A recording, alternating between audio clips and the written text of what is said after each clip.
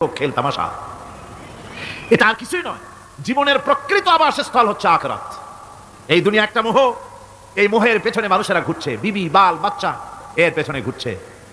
অথচ এই বিবি বাল বাচ্চা কিয়ামতের দিন মুসিবত হয়ে দাঁড়াবে মানুষের জন্য। একটা মোহর মধ্যে মানুষ পড়ে আছে, খেল তামাশার ভিতরে পড়ে আছে। আল্লাহ পাক বলছেন, কুল মাতাউদ দুনিয়া কালিলুন ওয়াল আখিরাতু খায়রুল লিমান ইত্তাকা।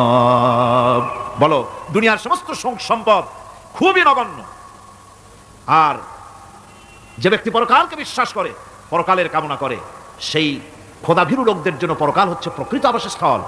সেই জায়গাটাই হলো আসল জায়গা। ওই জায়গার জন্য কিছু তৈরি করতে হবে। কোরআনে কারিমে রব্বুল আলামিন বলছেন, আরাদিতুম বিল হায়াতিদ দুনিয়া মিনাল আখিরাহ ফামা মাতাউদ দুনিয়া ফিল আখিরাতি ইল্লা কলিল। তোমরা কি পরকালের জীবনের বিনিময় এই দুনিয়ার জীবনটাই বেশি পরিতুষ্ট হয়েছে? অথচ দুনিয়ার জীবনের সুখ সম্পদ তো পরকালের তুলনায় খুবই নগণ্য। পরকালের সুখ অনেক বেশি, পরকালের দুঃখটা অনেক বেশি, সুখটাও অনেক বেশি। পরকালটা স্থায়ী, সুতরাং দুনিয়ার মোহে না পড়ে পরকালের জন্য জীবনটাকে পরকাল ভিত্তিক জীবন তৈরি করো। আল্লাহ পাক বলছেন, ফাম্মা মান তাগা ওয়া আসারাল হায়াতাদ দুনিয়া ফাইন্নাল জাহিমা হিয়াল মাওয়াব। অথবা যে ব্যক্তি বিদ্রোহ করেছে এবং দুনিয়ার জীবনকে অগ্রাধিকার দিয়েছে, তার জায়গা হচ্ছে জাহান্নাম। জোরে বলেন নাউজুবিল্লাহ। যে ব্যক্তি আল্লাহর সঙ্গে বিদ্রোহ করেছে আর পরকালের জন্য পাথর জোগাড় করে নাই, দুনিয়াকে অগ্রাধিকার দিল, পরকালকে ভুলে গেল, তার জায়গা হলো জাহান্নাম। وَأَمَّا مَنْ خَافَ مَقَامَ رَبِّهِ وَنَهَى النَّفْسَ عَنِ الْهَوَى فَإِنَّ الْجَنَّةَ هِيَ الْمَأْوَى। আর যে ব্যক্তি আপন প্রভুর সামনে উপস্থিত হওয়াকে ভয় করেছে এবং আপন প্রবৃত্তিকে লালসা মুক্ত করেছে, লালসার হাত থেকে রক্ষা করেছে, আল্লাহ রাব্বুল আলামিন কিয়ামতের দিন তার জন্য রেখে দিয়েছেন জান্নাত। তার জন্য কোন জায়গা? জান্নাত। আমাদেরকে পরকাল ভিত্তিক জীবন যাপন যদি করি, তাহলে কবরের জবাবগুলি খুব আসান হবে। আর যদি পরকাল ভিত্তিক জীবন যাপন না হয়, কবরটা মুসিবত হয়ে যাবে। হযরত ওসমান রাদিয়াল্লাহু তাআলা আনহু কবরের কাছে গিয়ে খুব কাঁদতেন। সাহাবায়ে কেরাম প্রশ্ন করেছেন, হুজুর, রাসূল করিম সাল্লাল্লাহু আলাইহি ওয়াসাল্লাম যখন জান্নাত ও জাহান্নামের ওয়াজ করেন, তখনও তো এত বেশি আপনি কাঁদেন না, যত বেশি কাঁদেন কবরের কাছে এসে, কারণ কি? হযরত ওসমান রাদিয়াল্লাহু তাআলা আনহু বলতেন, আমার সাথীরা, আমি আমার হাবিবের কাছে, আল্লাহ রাব্বুল আলামিনের রাসূলের কাছে আমি শুনেছি, এই কবরটাই হলো প্রথম স্টেশন, এই কবরটাই হলো প্রথম ইমিগ্রেশন কাউন্টার। এই জায়গায় কেউ যদি ধরা পড়ে যায়, কারো যদি চার্জশিট হয়ে যায়, সব জায়গায় ধরা পড়ে যাবে। হাসরে মিজানে সিরাতে কোনো জায়গায় নাজাত পাবে না। আর এই কবরটা যদি কেউ মুক্তি পেয়ে যায়, মিজান সিরাত হাসর সব জায়গা থেকে আল্লাহ তারে ভালোভাবে পার করে দিবেন। এটা হলো আসল জায়গা, মারাত্মক জায়গা, খুব মারাত্মক জায়গা। আমি এটাকে ইমিগ্রেশন কাউন্টার বলেছি আমার ভাষায়। ইমিগ্রেশন কাউন্টার যারা বিদেশ ভ্রমণ করেছেন তারা জানেন। লন্ডন যাবেন, আমেরিকা যাবেন, সৌদি আরব যাবেন, যে কোনো বিদেশে যাবেন, গেলেই পাসপোর্ট তারা দেখবে। পাসপোর্টে আপনার ন্যাশনালিটি কোনটা সেটাই তারা জানতে চাইবে। আপনি কোন দল করেন এটা তারা জানতে চাইবে না। আপনি কোন ভাষায় কথা বলেন তাও তাদের জানার দরকার নাই। প্রথমেই তারা আপনার ন্যাশনালিটি দেখবে, আপনার আইডেন্টিটি কি তারা জানতে চাইবে। তারপরে যদি স্যাটিসফ্যাক্টরি হয়, আপনাকে ভিসা দিয়ে ভেতরে ঢুকবার ব্যবস্থা করে দেবে। আর যদি তারা স্যাটিসফাইড না হয়, তাহলে আপনাকে মেহমানখানায় ঢুকানো হবে গ্রেফতার করে। কবর হচ্ছে এ ধরনের একটি ইমিগ্রেশন কাউন্টার। কবরের ভিতরে মানুষ যখনই রাখা হবে, সঙ্গে সঙ্গে দুজন ফেরেশতা আসবে। কবরের কাছে যারা এসেছিল, দাফন হয়ে যাওয়ার পর এই লোকগুলি 40 কদম যেতে যতক্ষণ লাগে, এর মধ্যেই দুজন ফেরেশতা এসে যাবে। এসে জিজ্ঞেস করবে, মান রব্বুকা, তুমি কোন দল করতে? ওটা তাদের জানার দরকার নেই। চাকরি কিসে করতেন ওটা জানার দরকার নেই। ব্যবসা করতেন না চাকরি করতেন, প্রয়োজন নেই। প্রথমেই জিজ্ঞাসা করা হবে ন্যাশনালিটি, প্রথমেই জিজ্ঞাসা করা হবে তার ন্যাশনালিটি সম্পর্কে, তার আইডেন্টিটিটা কি, এবং সেটাকে সত্যায়িত করার জন্য, বোঝার জন্য 3টি প্রশ্ন। প্রথম প্রশ্ন, মান রব্বুকা ওয়া মা দীনুকা ওয়া মান নাবিয়ুকা, তোমার রব কে, তোমার দ্বীন কি, তোমার নবী কে। যদি এই ব্যক্তি বেঈমান হয়, মুনাফিক হয়, সে বলবে, হায় হাতা লা আদরি, হায় হাতা লা আদরি, জানি না আমার রবকে, আমি জানি না। তোমার দ্বীন কি, দ্বীন কারে কয় বুঝি না। এরপরে আল্লাহর নবী জনাবে মুহাম্মদ রাসূলুল্লাহ সাল্লাল্লাহু আলাইহি ওয়াসাল্লামকে দেখানো হবে, বলা হবে মা কুনতা তাকুলু ফি হাদার রাজুল, এই ব্যক্তি সম্পর্কে তোমার ধারণা কি? নিকে বলবে আমি চিনি না। নাউযুবিল্লাহ। বাস, এরপরে তার যা হবার তাই শুরু হয়ে যাবে। আর যদি বান্দাটা মুমিন হয়, প্রশ্ন করা হবে মান রাব্বুকা, জবাব দেবে রব্বি আল্লাহ, আমার রব আল্লাহ রাব্বুল আলামিন। ওয়া মা দীনুকা, দীনুনা ইসলাম, আমার দিন হচ্ছে ইসলাম। এরপরে আল্লাহর নবীকে দেখানো হবে। কয়েক রকমের বর্ণনা আছে, কোন বর্ণনায় আছে হুজুরের আকারে দেখানো হবে, অথবা রাসূলকে সরাসরি দেখানো হবে। বলা হবে মা কুনতা তাকুলু ফি হাদার রাজুল, এই লোকটি সম্পর্কে ধারণা কি? মুমিন ব্যক্তি বলবে হাদা নবিয়ুনা মুহাম্মাদুর রাসূলুল্লাহ সাল্লাল্লাহু আলাইহি ওয়াসাল্লাম, ইনি আমার তো সেই নবী মুহাম্মাদুর রাসূলুল্লাহ সাল্লাল্লাহু আলাইহি ওয়াসাল্লাম। আমরা যেন এই রকমের জবাব দিতে পারি, আল্লাহ কবুল করো। সকলে জোরে কোন আমিন।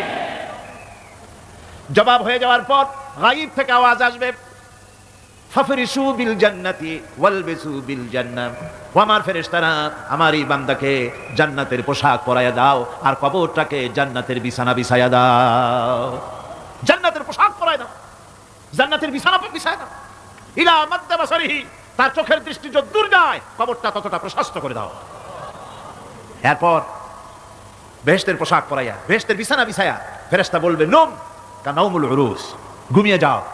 দুলামিয়া যেমন বাসর সজ্জায় নতুন বউ নিয়ে আরামে ঘুমায়, এরকম আরামে ঘুমায় যাও। ইলা ইয়াউমিল কিয়ামা, কিয়ামত পর্যন্ত ঘুমায় থাকবে, আরামে ঘুমিয়ে থাকবে।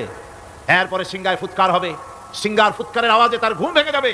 বলবে ইয়া ওয়াইলানা মান বা'সানা মিন মারকাদিনা, হায় আফসোস, আমার এত আরামের ঘুম থেকে কে আমাকে জাগ্রত করলো, আমার ঘুমটারে নষ্ট করলো কে?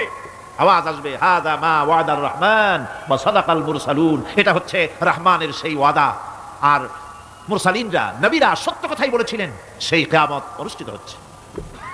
আমার বন্ধুগণ, সেজন্য এই দুনিয়ার মোহে পড়ে থাকলে পরে দুনিয়ায় যারা অগ্রাধিকার দিবে দুনিয়াকে পরকালের তুলনায়, জবাব দিতে পারবে না কবরের ভিতরে গিয়া। আর যারা পরকালকে অগ্রাধিকার দিবে, দুনিয়ার চাইতে পরকালকে বেশি অগ্রাধিকার দেবে আর আল্লাহর ভয় কলিজার ভিতরে রাখবে, কবরের জবাব সঠিকভাবে দিতে পারবে, কিয়ামতের দিন আল্লাহ রাব্বুল আলামিন তাদের জন্য জান্নাত দান করবেন। জোরে বলেন আমিন। দুনিয়াটা হচ্ছে দুনিয়া যেখানে আমরা আসি। আমি আগেই বলেছি দুনিয়া হচ্ছে আদনা শব্দ থেকে এর উৎপত্তি হয়েছে, তুচ্ছ নিকৃষ্ট, এটার দাম নাই, এটার মূল্য নাই। হযরত ইবনে কাইয়িম রাহিমাহুল্লাহ নওয়ারাল্লাহু মারকাদাহু ওয়া জাআলাল জান্নাতা মাসওয়াহু, হযরত ইবনে কাইয়িম তিনি বলছেন, সুন্দর করে বলছেন দুনিয়া সম্পর্কে, মা মাদা ফিদ দুনিয়া আহলামুন ওয়া মা বাকিয়া মিনহা আমানি ওয়াল ওয়াক্তু বাইনাহুমা দায়ুন। মা মাদা ফিদ দুনিয়া আহলামুন, জীবনের যে অংশ ফেলে এসেছি সেটা আজ একটা স্বপ্ন। ওয়া মা বাকিয়া মিনহা আমানি, আর জীবনের যে অংশ সামনে বাকি আছে সেটা এখন একটা আকাঙ্ক্ষা। ওয়াল ওয়াক্তু বাইনাহুমা দায়ুন, আর এর মাঝখান থেকে সময় সব চলে যাচ্ছে। কত বড় কথা চিন্তা করেছেন? জীবনের যে অংশ ফেলে এসেছি তা আজকে স্বপ্ন, তা আজ কি বলেন? স্বপ্ন। আর সামনে যা আছে সেটা আকাঙ্ক্ষা, আর মাঝখান থেকে সময় সব চলে যাচ্ছে। এরপরে তিনি বলছেন ওয়ামাইয়া সাহাবিদ দুনিয়া ইয়াকুন মিসলা কাবিদিন আলাল মাই খানাতুহু ফুরুজুল আসাবিঈ। দুনিয়াদারের অবস্থা হচ্ছে এই, কেউ যদি দুই হাতে পানি খামসায় ধরে, দুই হাতে কি ধরছে বলেন?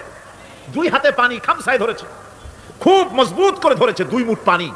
বলেন থাকবে কতটুকু? কতটুকু থাকবে?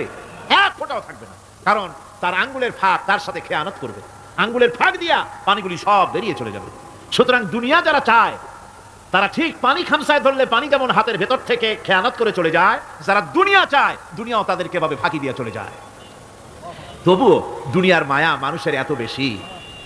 আল্লাহর নবী বলেন লাউ কানা লি ইবনি আদামা ওয়াদিন মিন যাহাবিন লাহাব্বা ইয়াকুনা লাহু সানিন, এই পৃথিবীতে যদি কাউকে একটা মাঠ ভরে যদি সোনা দেওয়া যায়, লোকটা বলবে রব্বুল আলামিন আমি যদি আরেকটা মাঠ এরকম সোনা ভরা পেতাম, দ্বিতীয় আরেকটা মাঠ দেওয়া হলে আবার বলবে যদি তৃতীয় আরেকটা মাঠ সোনা ভরে যদি পেতাম। নবীজি বলেন ওয়ালা ইয়ামলাউ জাওফু ইবনু আদামা ইল্লা তুরাব, মানুষের পেট 3.5 হাত মাটি ছাড়া, কবরের মাটি ছাড়া মানুষের পেট ভরবে না। আরো চাই, আরো চাই, চাওয়ার কোনো শেষ নাই। মানুষ এভাবে করে দুনিয়ার মহব্বতে এমনি পাগল হয়ে যায়, শুধু দুনিয়ার মহব্বত, পরকালকে বেমালুম ভুলে যায়। আমি কিন্তু এই কথা বুঝাতে চাই নাই যে পরকালের মহব্বতে, পরকালের ভয়তে বা পরকালের জন্য দুনিয়া আপনি বাজার ঘাট বেচা কিনা ব্যবসা বাণিজ্য সবকিছু ভুলে যান, না তা নয়। ভুল বোঝার কোনো কারণ নাই। পরকালকে অগ্রাধিকার দিতে হবে, মানে দুনিয়াটা চিরস্থায়ী জায়গা নয়। চিরস্থায়ী হচ্ছে কোনটা? আখিরাত। চিল্লা এখন কোনটা? সুতরাং এখানে যা করতে হবে, আখিরাতে জবাবদিহিমূলক জীবন যাপন করতে হবে। আপনি ব্যবসা করবেন, ওজনে কম দিতে পারবেন না। আপনি খাদ্যে ভেজাল দিতে পারবেন না, চুরি করতে পারবেন না, ডাকাতি করতে পারবেন না, জেনা করতে পারবেন না, বদমাশি করতে পারবেন না, মদ খেতে পারবেন না, সন্ত্রাসী হতে পারবেন না, হাইজাকার হতে পারবেন না, চাঁদাবাজ হতে পারবেন না, মুনাফাখোর হতে পারবেন না, আপনি চোরা কারবারি হতে পারবেন না, ঘুষখোর হতে পারবেন না, সুদখোর হতে পারবেন না। এই সব কাজ পরকালকে বিশ্বাস করলেই এ সমস্ত কাজ থেকে মানুষ বিরত থাকতে পারে। কথা ঠিক কিনা? এই হচ্ছে। সুতরাং এই পৃথিবী থাকবে না, এটা কি চিরকাল থাকবে? না, এর একটা পরিসমাপ্তি ঘটবে। যেমন করে সারা বছর লেখাপড়া করার পর কলেজে, বিশ্ববিদ্যালয়, মাদ্রাসায়, হাই স্কুলে, সব জায়গায় সারা বছর লেখাপড়া করার পর যেমন পরীক্ষা দেওয়ার একটা দিন আসে, সারা বছর ব্যবসা করার পর হিসাব নিকাশ করার যেমন একটা সময় আসে, সারা মাস চাকরি করার পর বেতন পাওয়ার যেমন একটা দিন আসে, সারা জীবন চাকরি করার পর পেনশন পাওয়ার যেমন একটা সময় আসে, অনুরূপভাবে এই দুনিয়া যেদিন শেষ হয়ে যাবে, আল্লাহ নির্ধারিত সময় শেষ হয়ে যাওয়ার পর একটা সময় আসবে যখন আল্লাহ রব্বুল আলামিন সব শেষ করে দিবেন, লন্ডভন্ড হয়ে যাবে, কিছুই থাকবে না। কোরআনে কারিমে আল্লাহ সব বলেছেন, কোরআনে সব আল্লাহ বলে দিয়েছেন। আল্লাহ পাক বলেন এই পৃথিবীর সব কেমন ভাবে ধ্বংস হবে তার চিত্র আল্লাহ পাক কোরআনে কারিমে